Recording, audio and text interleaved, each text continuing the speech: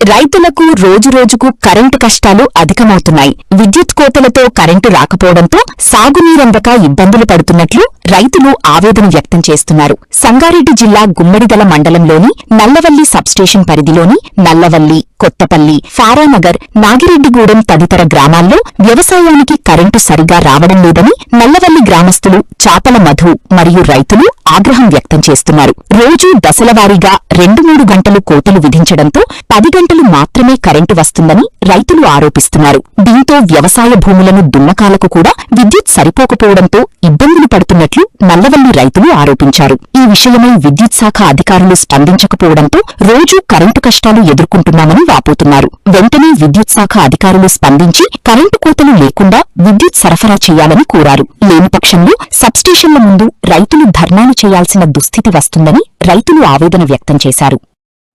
అందరికీ నమస్కారం. నా పేరు మధు, గుమ్మడిదల మండలం నల్లవల్లి గ్రామం. మా బాధ రైతులది ఏంటంటే, ఇంతకుముందు యథావిధిగా ఇచ్చినటువంటి కరెంటు 1:30కు రాత్రి సమయంలో ఇచ్చితే సాయంత్రం 5:30 గంటల కరెంటు పోతుండే.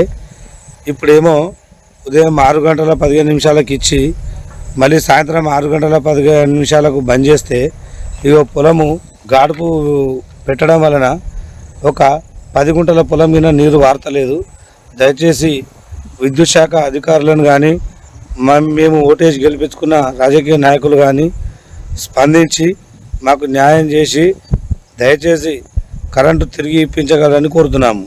ఎందుకంటే ఇప్పుడు ఉదయం కరెంటు ఇవ్వడం వలన 3 ఫేస్ ఇవ్వడం వలన రాత్రి పూట ట్యాంకులు వాటర్ ట్యాంకులు నిండకపోవడము, అక్కడ మంచినీళ్ళు రాకపోవడం, ప్రజలు ఇబ్బంది పడడము, ఇక్కడ రైతులం ఇబ్బంది పడుతున్నాం. ఏ కోశ ఎట్లా పడాలి? పంట వండియకపోతే దుక్కి దున్నకపోతే రైతు భరోసా ఇయ్యని వ్యవసాయ మన మంత్రి అంటాడు, ముఖ్యమంత్రి అంటాడు. మరి పంట పండిద్దామంటే కరెంటు విద్యుత్ శాఖ మంత్రి ఈయననే ఆయన అంటాడు.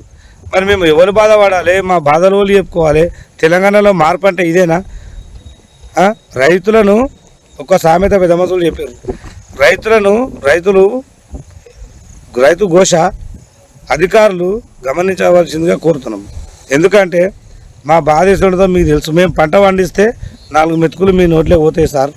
మీకు చేతులు పెట్టి దండం పెట్టి చెప్తున్నాం, మా కరెంట్ ఇవ్వాలి, దండం పెట్టి కోరుతున్నాం. లేకపోతే ఒక 2 రోజులు చూసి తీవ్ర స్థాయిలో ఆందోళన కూడా సిద్ధం పక్కా.